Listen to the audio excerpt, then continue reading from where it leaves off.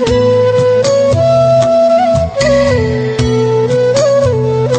शांति। आज 1 तारीख के बाबा के अव्यक्त महावाक्य हैं। मुरली की रिवाइज डेट है 11 अप्रैल 86। मुरली का हेडिंग है श्रेष्ठ तकदीर की तस्वीर बनाने की युक्ति। आज बाबा हम बच्चों को अपनी तकदीर को कैसे श्रेष्ठ बनाए उसकी युक्ति समझा रहे हैं।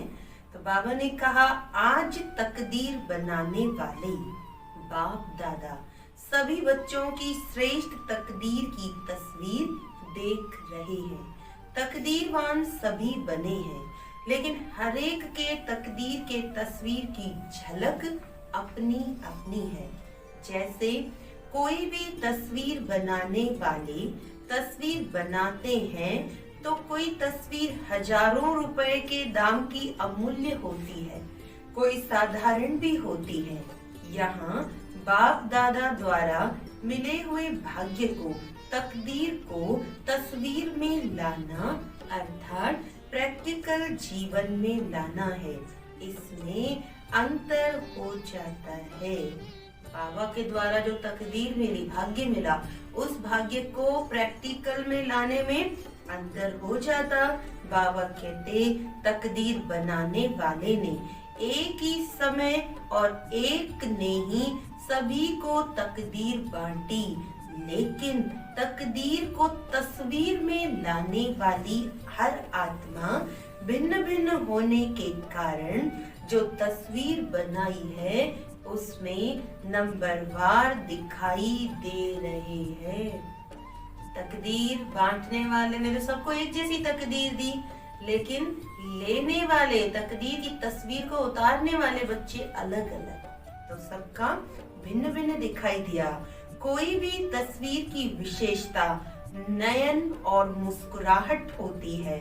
इन दो विशेषताओं से ही तस्वीर का मूल्य होता है।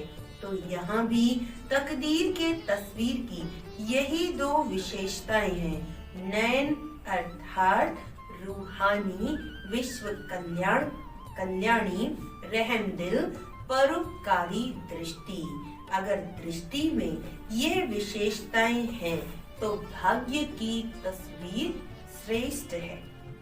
मूल बात है दृष्टि और मुस्कुराहट, चेहरे की चमक। यह है सदा संतुष्ट रहने की, संतुष्टता और प्रसन्नता की झलक। तो नयन और मुस्कुराहट ये दो मुख्य चीजें होती। तो नयन यानी विश्व कल्याणी, रहमदिल दृष्टि, और मुस्कुराहट अर्थात संतुष्टता। इसी विशेषताओं से सदा चेहरे पर रूहानी चमक आती है, रूहानी मुस्कान अनुभव होती है। ये दो विशेषताएं ही तस्वीर का मूल्य बढ़ा देती हैं। तो आज यही देख रहे थे, तकदीर की तस्वीर तो सभी ने बनाई है। तस्वीर बनाने की कलम बाप ने सबको दी है। वह कलम है श्रेष्ठ स्मृति, श्रेष्ठ कर्मों का ज्ञान, श्रेष्ठ कर्म और श्रेष्ठ संकल्प अर्थात स्मृति। इस ज्ञान की कलम द्वारा हर आत्मा अपने तकदीर की तस्वीर बना रही है और बना भी ली है। तस्वीर तो बन गई है, नैन चैन भी बन गए हैं। अब लास्ट टचिंग है संपूर्णता की, बाप समान बनने की। डबल विदेशी चित्र बनाना ज्यादा पसंद करते हैं ना, तो बाप दादा भी आज सभी की तस्वीर देख रहे हैं। हर एक अपनी तस्वीर देख सकते हैं ना कि कहाँ तक तस्वीर मूल्यवान बनी है। सदा अपनी इस रूहानी तस्वीर को देख इसमें संपूर्णता लाते रहो। विश्व की आत्माओं से तो श्रेष्ठ भाग्यवान कोटों में कोई, कोई में भी कोई अमूल्य श्रेष्ठ भाग्यवान तो हो ही, लेकिन एक है श्रेष्ठ, दूसरे हैं श्रेष्ठ ते श्रेष्ठ। तो श्रेष्ठ बने हैं या श्रेष्ठ ते श्रेष्ठ बने हैं, यह चेक करना है। अच्छा, अब डबल विदेशी रेस करेंगे ना, आगे नंबर लेना है या आगे वालों को देख खुश होना है।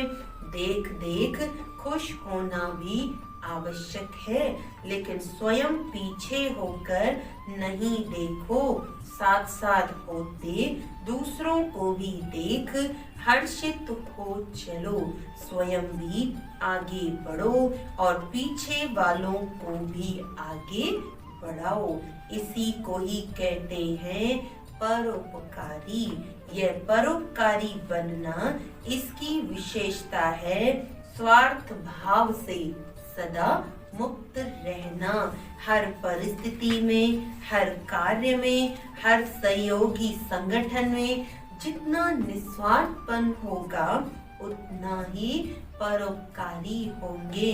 सदा स्वयं भरपूर अनुभव करेगा, सदा प्राप्ति स्वरूप की स्थिति में होगा। तब परोपकारी की लास्ट स्टेज अनुभव कर और दूसरों को करा सकेंगे। जैसे ब्रह्मा बाप को देखो, लास्ट समय की स्थिति में उपराम और परोपकार ये विशेषता सदा देखी। स्व के प्रति कुछ भी स्वीकार नहीं किया, न महिमा स्वीकार की, न वस्तु स्वीकार की, न रहने का स्थान स्वीकार किया। स्थूल और सूक्ष्म सदा पहले बच्चे, इसको कहते हैं परोपकारी।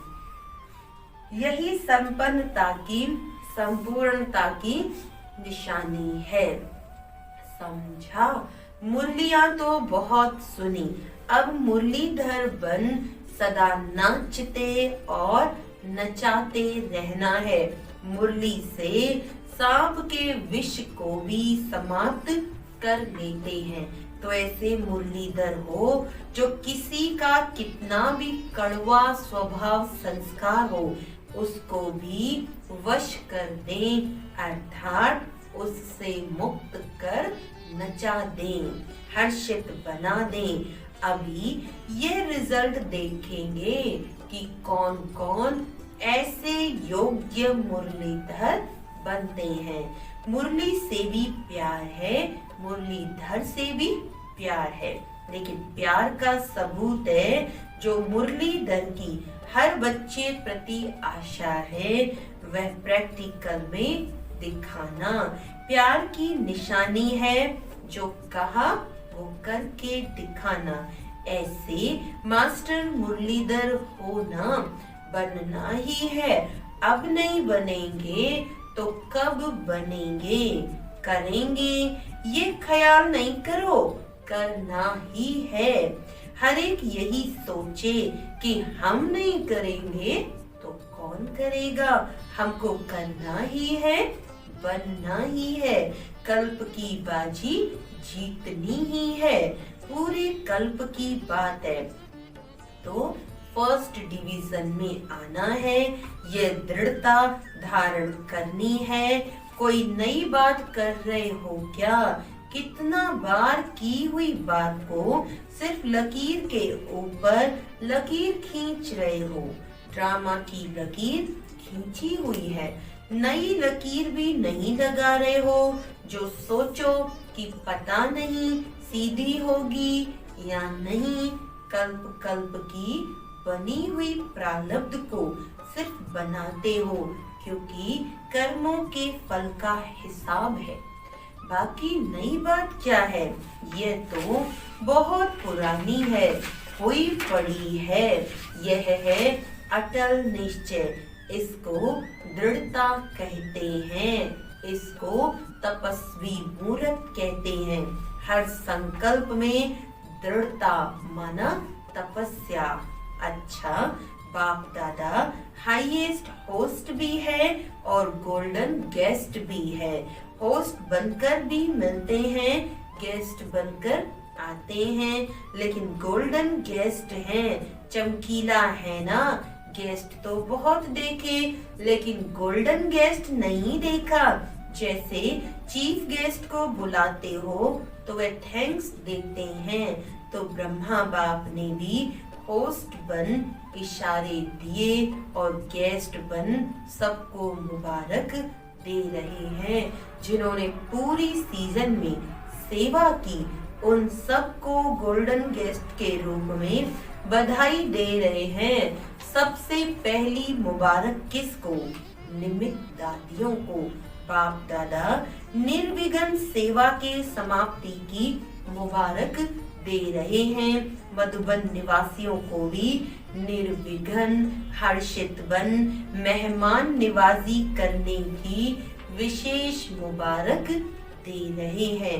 भगवान भी मेहमान बन आया तो बच्चे भी।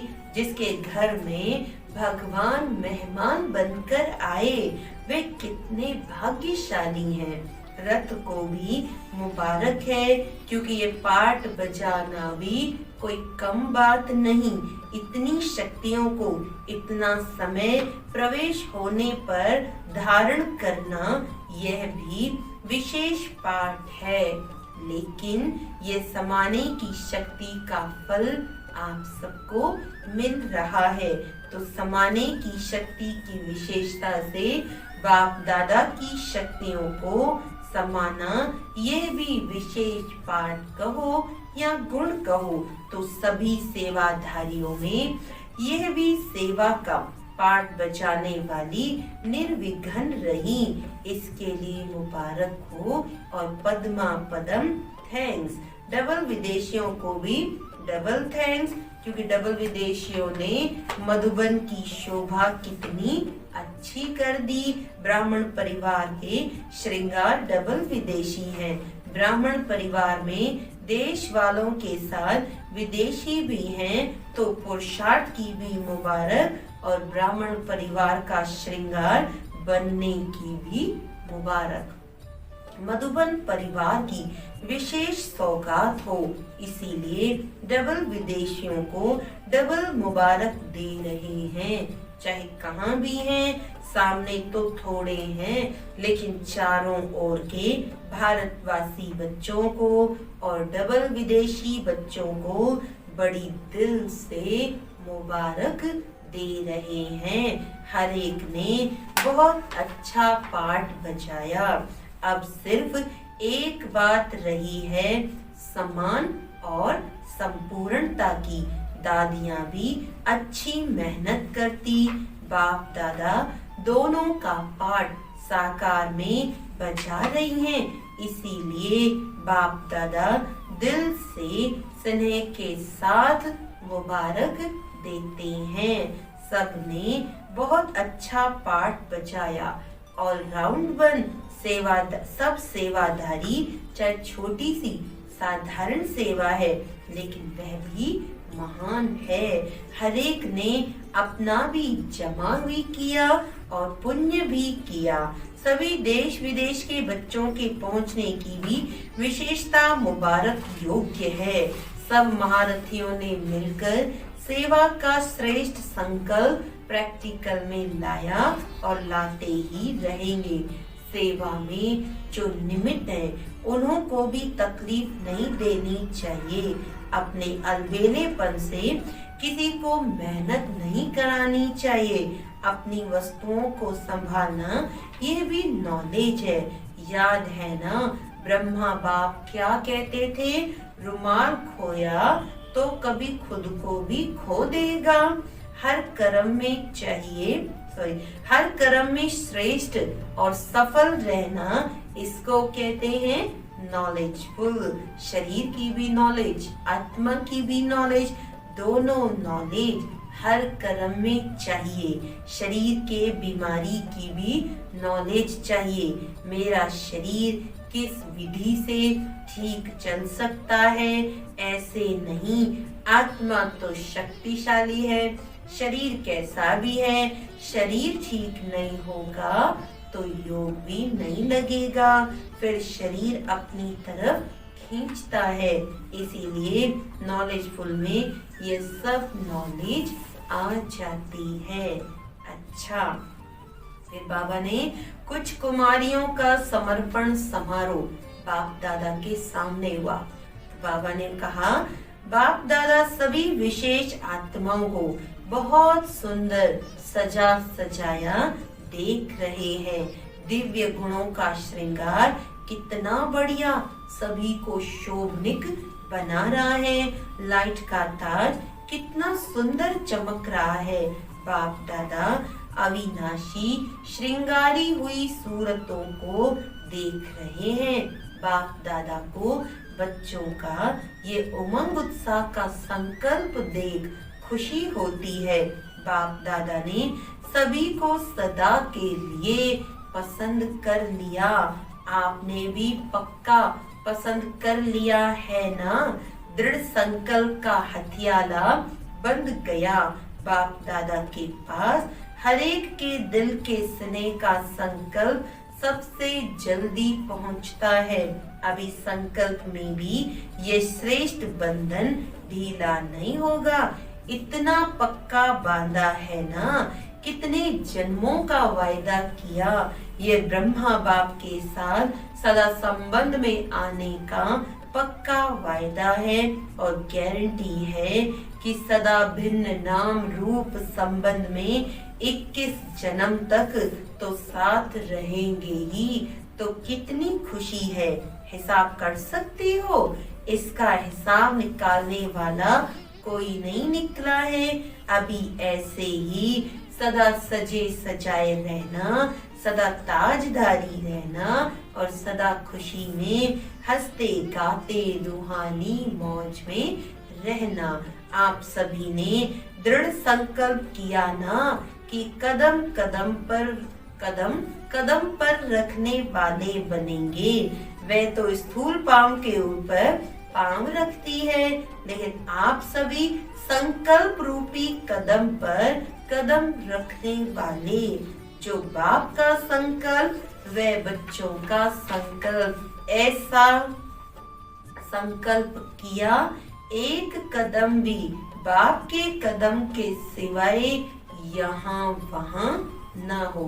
हर संकल्प समर्थ करना अर्थात बाप के समान कदम के पीछे कदम रखना। अच्छा, विदेशी भाई बहनों से जैसे विमान में उड़ते उड़ते आए, ऐसे बुद्धि रूपी विमान भी इतना ही फास्ट उड़ता रहता है ना, क्योंकि वह विमान सर्कमस्टांस के कारण नहीं भी मिले, लेकिन बुद्धि रूपी विमान सदा साथ है और शक्तिशाली है। तो सदा सेकंड में जहाँ चाहे वहाँ पहुँच जाए। तो इस विमान के मालिक होना, सदा यह बुद्धि का विमान एवर रेडी हो, अर्थात सदा बुद्धि की लाइन क्लियर हो। बुद्धि सदा ही बाप के साथ शक्तिशाली हो, तो जब चाहेंगे तब सेकंड में पहुंच जाएंगे। जिसका बुद्धि का विमान पहुंचता है उसका वह भी विमान चलता है। बुद्धि का विमान ठीक नहीं तो वह विमान भी नहीं चलता। अच्छा, फिर बाबा ने पार्टियों से बात की। तो पहला पॉइंट बाबा ने कहा, सदा अपने को राजयोगी श्रेष्ठ आत्माएं अनुभव करते हो।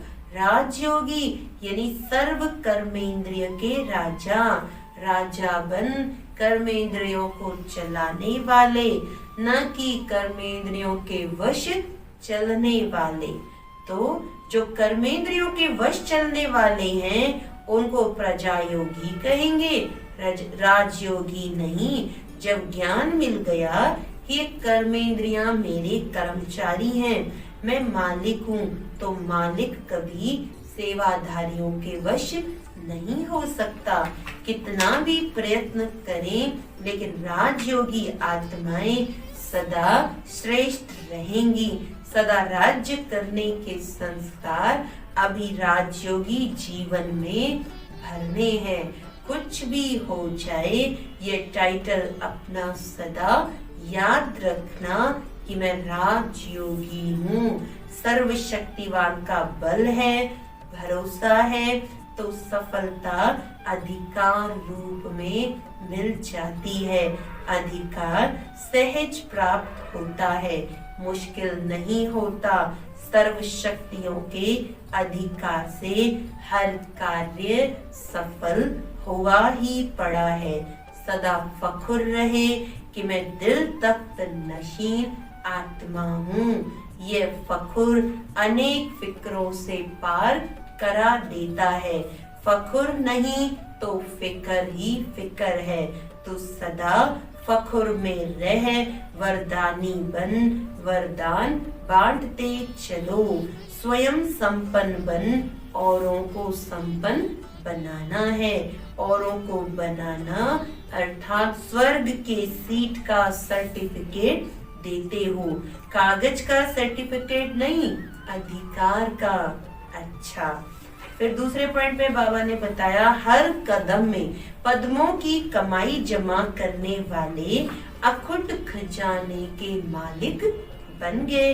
ऐसे खुशी का अनुभव करते हो, क्योंकि आजकल की दुनिया है ही धोखेबाज। धोखेबाज दुनिया से किनारा कर लिया। धोखे वाली दुनिया से लगाव तो नहीं, सेवा अर्थ कनेक्शन दूसरी बात है, लेकिन मन का लगाव नहीं होना चाहिए। तो सदा अपने को तुच्छ नहीं, साधारण नहीं, लेकिन श्रेष्ठ आत्मा है। सदा बाप के प्यारे हैं। इस नशे में रहो, जैसा बाप वैसे बच्चा। कदम पर कदम रखते अर्थात फॉलो करते चलो तो बाप समान बन जाएंगे। समान बनना अर्थात संपन्न बनना। ब्राह्मण जीवन का यही तो कार्य है। तीसरा है सदा अपने को बाप के रूहानी बगीचे के रूहानी गुलाब समझते हो। सबसे खुशबू वाला पुष्प गुलाब होता है। गुलाब का जल कितने कार्यों में लगाते हैं। रंग रूप में भी गुलाब सर्व प्रिय है। तो आप सभी रूहानी गुलाब हो। आपकी रूहानी खुशबू औरों को भी स्वतः आकर्षित करती है। कहाँ भी कोई खुशबू की चीज होती है तो सबका अटेंशन स्वतः ही जाता है।